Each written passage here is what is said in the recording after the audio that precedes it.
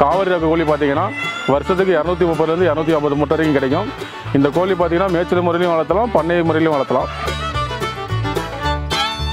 இப்போ சராசரியாக பார்த்தீங்கன்னா இப்போ நம்மகிட்ட வந்து 100 கோழி இருக்குது அப்படின்னா ஒரு நாளைக்கு 70 முட்டை கிடைக்கும். அந்த 70 முட்டையை வந்து நம்ம 10 ரூபா விற்றா கூட ஒரு நாளைக்கு வந்து 700 கிடைக்கும். தோய பெருவோட முட்டை எடுத்திங்கனாலும் சரி, தோய சிறுவோட முட்டை எடுத்திங்கனாலும் சரி, அதோடைய முட்டை பார்த்தீங்கன்னா 40 கிராம் தான் வரும். அதே சேம் வெயிட்டில் தான் இந்த கோழி முட்டை இருக்கும். முட்டையும் பார்த்தீங்கன்னா சிறுவோட கோழி முட்டை மாதிரி தான் இருக்கும். பாருங்கள் எவ்வளோ தான் சைஸ் வரும். இதுக்கு மேலே இந்த முட்டை சைஸ் வராது. இப்போ நம்ம இந்த சோனாரி ரக கோழியும் சரி, அந்த காவிரி ரக கோழிலும் சரி, ஒரு நாள் கோழிலேருந்து ஒரு மாத கோழி வரைக்கும் சப்ளை பண்ணிட்டு வரோம். 1 டே செக் பொறுத்த வரைக்கும் ஃப்ரீ டெலிவரி தான்.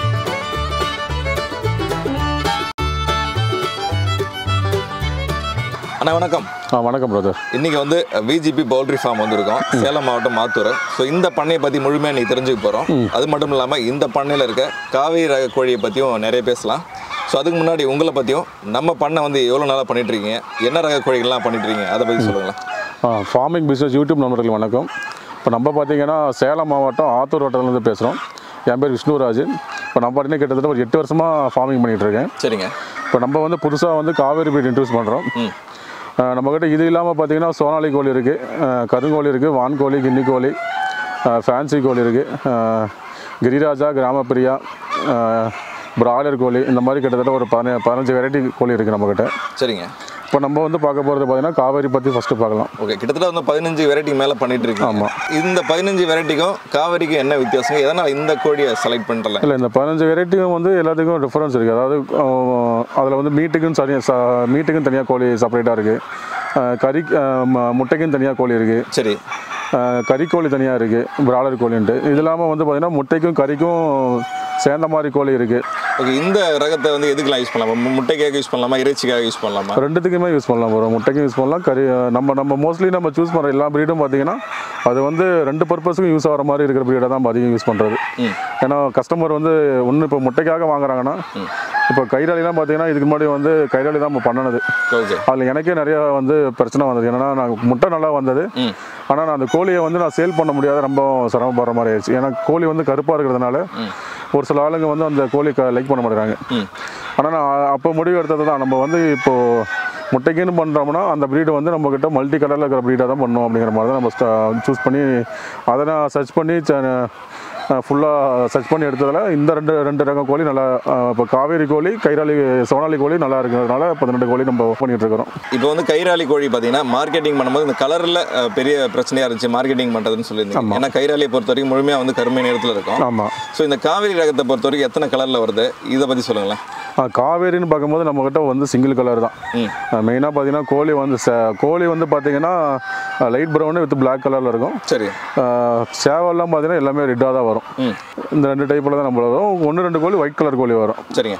இப்போ காவேரியை பொறுத்த வரைக்கும் வந்து நல்லா கிட்டத்தட்ட பார்த்தீங்கன்னா சிறுவடை மாதிரியே இருக்குது. ஆமாம். ஸோ இதனுடைய முட்டையிடும் தன்மையை சொல்லுங்கள், இதனுடைய வெயிட் வந்து எத்தனை கிலோ வரும்? இப்போ இந்த காவேரி ரக கோழின்னு பார்க்கும்போது சேவல் பார்த்தீங்கன்னா 1,700 வரைக்கும் வரும். 1,700, 1,800 வரைக்கும் நல்லா ஃபீடு கொடுக்கும்போது வரும். அதாவது சேவல் வந்து 1,700, 1,800. பொட்டைக்கோழி பார்த்தோம்னா 1,400, அதிகபட்சம் 1.5 வரைக்கும் பொட்டைக்கோழி வருது. சரிங்க. இப்போ முட்டைன்னு பார்க்கும்போது நம்ம பார்த்தோம்னா கிட்டத்தட்ட ஒரு 1 இயருக்கு வந்து 230லேருந்து 250 முட்டை வரைக்கும் கிடைக்குது. சரிங்க. இப்போ இந்த கலப்பின கோழி வளர்க்குறவங்கக்கிட்ட இருக்கிற முக்கியமான பிரச்சனைன்னு கேட்டிங்கன்னா முட்டையோட சைஸ் அதிகமாக இருக்கும், அதனால் மார்க்கெட்டிங் பண்ணுறதுல சிரமமாக இருக்கும். ஸோ இந்த முட்டையோட சைஸ் என்ன வரும்? இந்த முட்டை வந்து நமக்கு 40லேருந்து 45 கிராம் தான் வெயிட் வரும், அதுக்கு மேலே வெயிட் வராது. நம்ம 45 கிராம் தான் ஒரிஜினல் நாட்டுக்கோழி முட்டை. ஓகே. நீங்கள் தோய பெருவோட முட்டை எடுத்திங்கனாலும் சரி, தோய சிறுவோட முட்டை எடுத்திங்கனாலும் சரி, அதோடைய முட்டை பார்த்தீங்கன்னா 40-45 கிராம் தான் வரும். அதே சேம் வெயிட்டில் தான் இந்த கோழி முட்டை இருக்கும். சரிங்க. நம்ம அது நாட்டுக்கோழி முட்டை தான் கொடுத்துட்டு இருக்கிறோம். வந்து கோழி பார்த்துட்டே வாங்கிட்டு போகிறாங்க முட்டையெல்லாம் வாங்குறவங்க, சாப்பிட்ற முட்டை வாங்குறவங்க. அதனால் முட்டையை பொறுத்த வரைக்கும் சேல்ஸுக்கு பிரச்சனை வராது. நான் இப்போ இந்த காவேரி ரகத்தை பொறுத்த வரைக்கும் சிறுவடைக்கு ஈக்குவலாக இருக்கும் என்னோட முட்டை சைஸ்ன்னு சொல்லியிருந்தீங்க. இப்போ எங்களுக்காக டிஃப்ரென்ஷியேட் பண்ணி காட்ட முடியுமாங்க? வாங்க ப்ரோ, டிஃப்ரென்ஷியேட் பண்ணி காட்டுறேன், உடச்சி விட காட்டுறேன் வாங்க.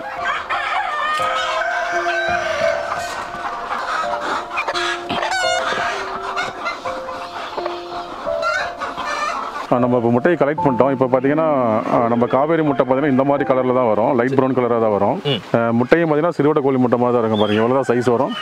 இதுக்கு மேலே இந்த முட்டை சைஸ் வராது. ஓகே, இவ்வளோ தான் வரும். லைட் ப்ரௌனாக இருக்கும். இதுக்கு மேலே கலர் டார்க்காகவும் வராது. நமக்கு இந்த மாதிரி முட்டை கலர் இருந்தால் மட்டும் தான் நம்ம நாட்டுக்கோழி முட்டைன்னு சொல்லி நம்பி வாங்குவாங்க. ரொம்ப டார்க் முட்டையாக இருந்தால் அது கிரிராஜா, கிராமப்பிரியா முட்டை, இல்லை பிராய்லர் கோழி முட்டை அந்த முட்டை தான் பார்த்தீங்கன்னா ரொம்ப பெருமுட்டையாகவும் வரும், கலரும் ரொம்ப டார்க்காக இருக்கும். சரி. அதனால் அந்த முட்டையை வந்து நம்ம நாட்டுக்கோழி முட்டைன்னு சொல்லி சேல் பண்ணுறது ரொம்ப கஷ்டம். அதே மாதிரியே பார்த்தீங்கன்னா முட்டையும் நல்லா உங்களுக்கு சைனிங்காக வரும். சரி. இப்போ நீங்கள் அதுவே கலர் பிராய்லர் கோழி முட்டையாவோ இல்லை கிரிராஜா கிராமப்பிரியா முட்டை எடுத்திங்கன்னா உங்களுக்கு ஒரு மாதிரி சொரசொரப்பாக இருக்கும். ஆனால் இந்த முட்டை பார்த்தீங்கன்னா நல்லா சைனிங்காக வரும். இப்போ பார்த்தீங்கன்னா நம்ம முட்டை இந்த சைஸில் தான் வரும். முட்டை சைஸ் பார்த்துட்டீங்க. இப்போ இதை உடச்சி காட்டுறேன் உங்களுக்கு. இதோட யோக் கலர் என்ன கலர் இருக்குன்னு பாருங்கள், கரு என்ன கலரில் இருக்குன்னு பாருங்கள்.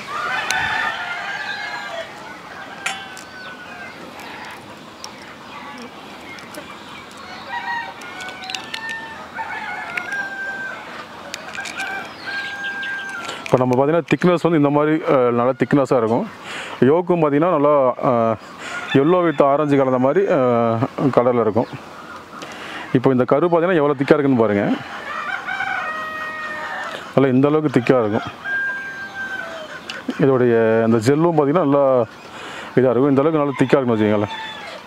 முட்டை கலர் இந்த கலர் தான் வரும், யோக்குடைய கலரு. நான் இவ்வளோ நேரம் காவிரி ரக கோழியை பற்றி டீட்டெயிலாக எக்ஸ்பிளைன் பண்ணியிருந்தீங்க. முட்டையோட தன்மையாக இருக்கட்டும், முட்டையோட சைஸ்ன்னு சொல்லிட்டு நிறைய விஷயங்களை வந்து டீட்டெயிலாகவே எக்ஸ்பிளைன் பண்ணியிருந்தீங்க. இந்த கோழியை பொறுத்த வரைக்கும் ஃப்ரீ ரேஞ்சில் வளர்க்கலாமா இல்லை பண்ணை முறையில் வளர்க்கலாமா, எப்படி வளர்க்கலாங்க?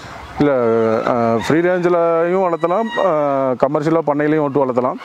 பண்ணையில் விட்டு வளர்த்தும் போது பார்த்திங்கன்னா நமக்கு ஒர்க்கு ஈஸியாக இருக்கும். நம்ம க்ளீனிங்கோ இல்லை எக்கு எடுக்கிறதுக்கு பிடிக்கிறதுக்கெல்லாம் ஈஸியாக இருக்கும்.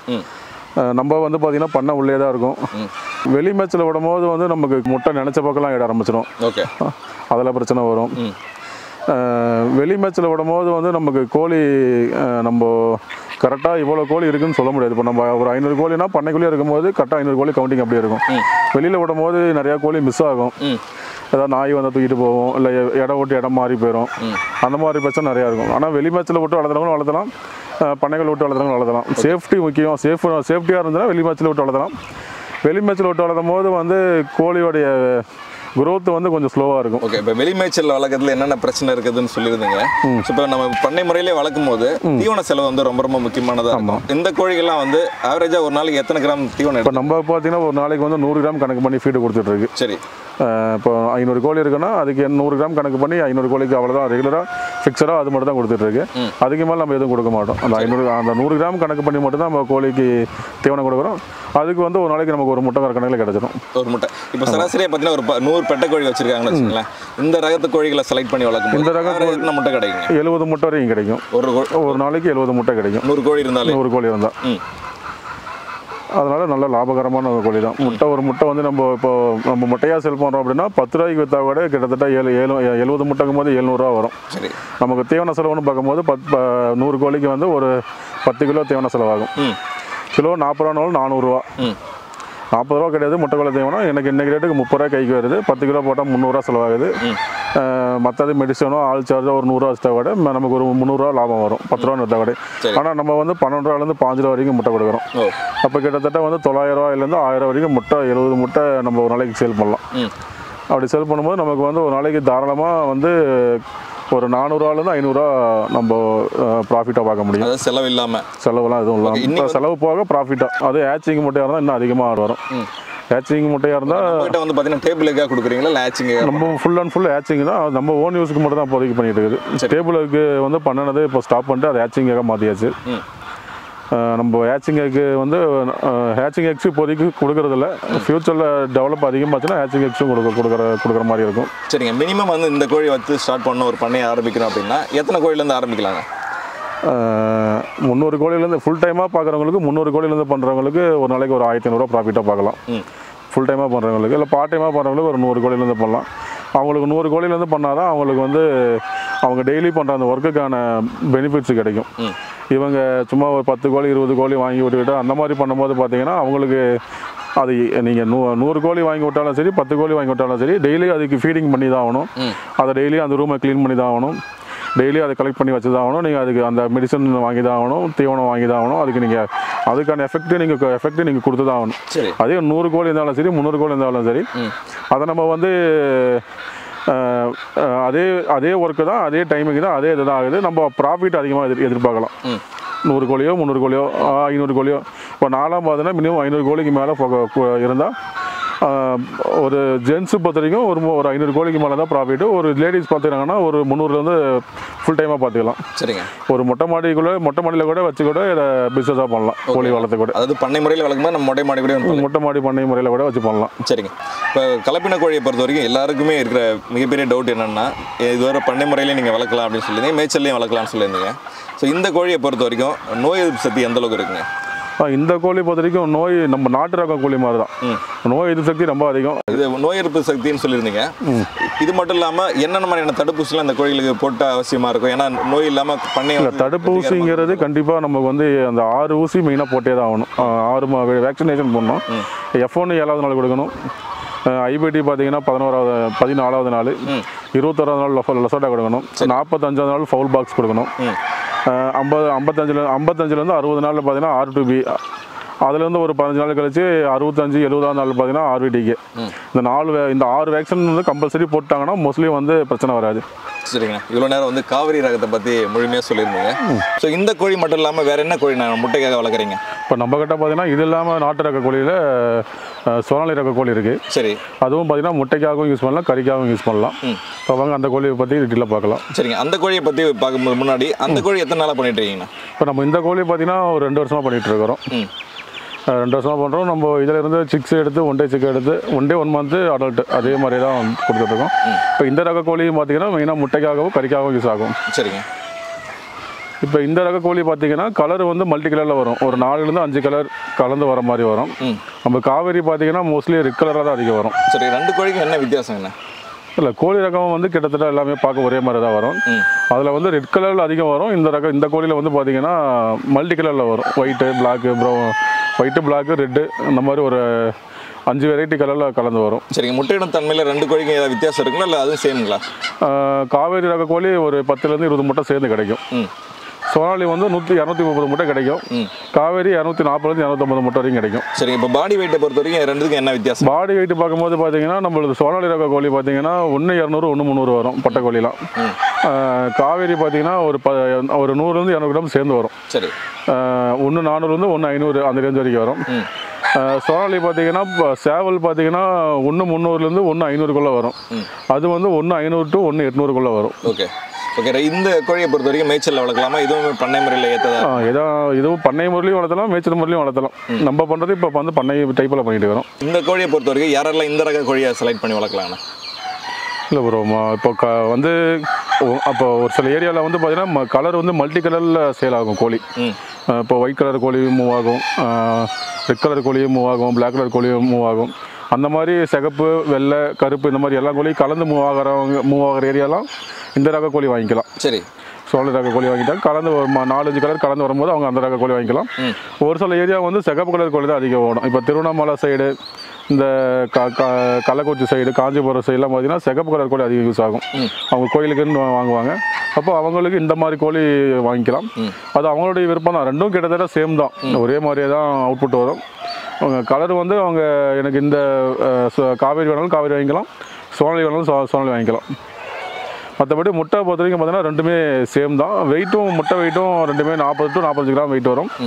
யோக்கும் இப்போ நம்ம காவேரியில் காட்டின யோக்கு மாதிரி தான் 2மே இருக்கும். அதனால் முட்டை மார்க்கெட்டிங் பொறுத்த வரைக்கும் பிரச்சனை கிடையாது. அதே சைஸ் 40 to 45 கிராம் வரும். நம்ம அதை சேல் பண்ணுறதும் ஓரளவுக்கு ஈஸியாக தான் இருக்கும். ரொம்ப பெரும் முட்டையெல்லாம் வராது. சரிண்ணா. இன்றைக்கான வீடியோவில் பார்த்தீங்கன்னா சோனாலியாக இருக்கட்டும், அதுக்கப்புறம் பார்த்தீங்கன்னா காவேரி, இந்த 2 ரக முட்டை இன கோழிகளை பற்றி பார்த்துருந்தோம். ஸோ இந்த 2 கோழிகளையுமே பார்த்தீங்கன்னா இந்த விற்பனை வாய்ப்பு, அது மட்டும் இல்லாமல் என்னென்ன சைஸில் கொடுக்குறீங்க அதை பற்றி சொல்லுங்களேன். இப்போ இந்த 2 கோழியுமே பார்த்தீங்கன்னா நம்ம பண்ணுறது வந்து 1 நாள் கோழி குஞ்சா கொடுக்குறோம். இதை விட்டால் 1 மாதம் வளர்த்து கொடுக்குறோம். அதை விட்டால் தாய் கோழியாக கொடுக்குறோம். இப்போ வந்தால் அவங்ககிட்ட ஒரு 20லேருந்து 1 மாதத்துக்குள்ளே முட்டை ஸ்டார்ட் ஆகிற சைஸில் கொடுக்குறோம். சரி. அவங்க இப்போ எனக்கு ஃபீமேல் வேணும் மெயில் வேணும்னு கேட்டாங்கன்னா அது கேட்கறதுக்கு ஏற்ற மாதிரி நம்ம பிரிச்சும் கொடுக்குறோம். இப்போது ஒரு மாத கோழி கேட்குறாங்கன்னா அவங்க எனக்கு பட்டைக்கோழி அதிகமாக வேணும்னு கேட்டால் பட்டைக்கோழி அதிகமாக கொடுக்கலாம். சரி. இல்லை எனக்கு கறிக்கு வளர்த்துறேன் சேவல் அதிகமாக கொடுக்குன்னு கேட்டால் சேவலும் கேட்குற மாதிரி கொடுக்கலாம். 1 டே சிக்கனும் அந்த மாதிரி தான். மிக்சிங்காக கேட்டால் மிக்சிங்காக கொடுப்போம். ஃபீமேல் தாய் கோழிக்காக வளர்த்துறேன், எனக்கு முட்டைக்காக வளர்த்துறேன்னு கேட்டாங்கன்னா பட்டைக்கோழியாக பிரித்து கொடுக்கலாம். இல்லை எனக்கு வந்து கறிக்கு வேணும், எனக்கு சேவலாக கொடுங்கன்னு கேட்டால் சேவலாக பிரித்து கொடுக்கலாம். இல்லை எனக்கு கறிக்கும் வேணும் முட்டைக்கும் வேணுங்கிறவங்களுக்கு 1 டே சிக்கனில் மிக்சிங்காகவும் கொடுக்கலாம். 1 மந்த்தும் அதே தான், அடல்ட்டும் அதே மாதிரி தான் கொடுக்கலாம். ஓகே. டெலிவரி பொறுத்த வரைக்கும் என்னென்ன ஊருக்குலாம் கொடுத்துட்டு? டெலிவரி பொறுத்த வரைக்கும் ட்ரெயின் எந்தெந்த ஏரியாவில் அவைலபிலிட்டி இருக்கோ அந்த ஏரியா எல்லாத்துக்குமே அமைச்சிட்டு இருக்கிறோம். 1 டே செக் பொறுத்த வரைக்கும் ஃப்ரீ டெலிவரி தான். 1 மந்த் வந்து பார்த்தீங்கன்னா 1 டே 100 எடுத்தால் டெலிவரி ஃப்ரீ தான். 1 மந்த்து ஒரு 50 செக்குக்கு மேலே தான் டெலிவரி ஃப்ரீயாக அமைச்சிடுவோம் ட்ரெயின் பொறுத்த வரைக்கும். அடல்ட் பார்த்தீங்கன்னா ஒரு 300 கோழி வரைக்கும் எடுத்தால் டெலிவரி ஃப்ரீயாக கொடுத்துருவோம். அது கீழே எடுத்தால் டெலிவரி சார்ஜ் வரும். மோஸ்ட்லி ட்ரெயின் இல்லாத ஏரியா பஸ் இருந்தால் பஸ்ஸில் வச்சு விட்டுறலாம். இல்லை குவான்டிட்டி எல்லாம் அதிகமாக கொடுத்தா நம்மகிட்ட வண்டி இருக்குது, வண்டியிலே கொடுத்து டேரெக்டாக ஃபார்மில் டெலிவரி கொடுத்துடலாம். இப்போ 1 டேச்சுக்கு ஒரு 3000 செக்கு 4000 செக்கு கேட்குறாங்கன்னா டேரெக்டாக ஃபார்ம்லேயே போய் கொடுத்து வந்துடலாம். 1 மந்த் ஒரு 1000 2000 1500 கோழி வரைக்கும் கேட்டாங்கன்னா டேரெக்டாக ஃபார்மில் கொடுத்து வந்துடலாம். சரி. அடல்ட் வந்து ஒரு 300 500 அந்த லைன் நமக்கு எக்ஸ்ட்ரா வந்ததுன்னா ஒரு 500 கோழி வரைக்கும் 500 கோழி கொடுத்தாங்கன்னா டேரெக்டாக ஃபார்மில் கொடுத்துடலாம். மற்றபடி எல்லாம் ட்ரெயினில் ஓவரால் இந்தியா ஃபுல்லாக அமைச்சிடலாம் நீங்கனாலும். சரிங்கண்ணா. சரிங்கண்ணா, இப்போ நம்ம பண்ணையில் வந்து கோழி குஞ்சு ஆர்டர் பண்ணணும்னா எப்படி ஆர்டர் பண்ணுங்கள்? கால் பண்ணி புக் பண்ணணுமா, இல்லை வாட்ஸ்அப்பில் கான்டாக்ட் பண்ணணுமா, எப்படிங்க? அப்புறம் நமக்கு பார்த்தீங்கன்னா இப்போது இன்கேஸ் உங்கள் இந்த வீடியோ பார்த்து நம்ம கால் பண்ணுறாங்கன்னா எனக்கு கால் பண்ணாங்கன்னா நான் ஃப்ரீயாக இருந்தால் கண்டிப்பாக எடுத்து பேசுவேன். சரி. அப்படி ஒரு ஆள் என்னால் எடுத்து பேச முடியல, வேறு ஏதாவது ஒர்க் இருக்குது டிரைவிங்கில் இருக்கேன் அப்படின்னா நான் என்னால் எடுக்க முடியாத சுச்சுவேஷன் வந்துச்சுன்னா நான் ஃப்ரீயாக இருக்கும்போது திருப்பி கூப்பிடுவேன். அப்படி இல்லைன்னா நீங்கள் வாட்ஸ்அப் பண்ணுங்கள். ஒரு டைம் 2 டைம் நீங்கள் கண்டினியூஸாக பண்ணிட்டே இருக்கும்போது பார்த்தீங்கன்னா என்னால் எடுத்து பேசுகிற அளவுக்கு என்னால் அந்த ஏதாவது ஒர்க் இருக்கிற டைமில் என்னால் எடுத்து பேச முடியாத போயிடுது. நான் எடுத்து பேச முடியாத பட்சத்தில் எனக்கு வாட்ஸ்அப்பில் மெசேஜ் பண்ணுங்கள், கண்டிப்பாக நான் உங்களுக்கு ரிப்ளை பண்ணுவேன். நான் இவ்வளோ நேரம் பார்த்தீங்கன்னா சோனாலி அதுக்கப்புறம் காவேரின்னு சொல்லி இந்த 2 விதமான முட்டை கோழிகளை பற்றி என் கூட டீட்டெயிலாக எக்ஸ்பிளைன் பண்ணியிருந்தீங்க. உடைய நேரத்துக்கு ரொம்ப ரொம்ப நன்றி. நன்றி.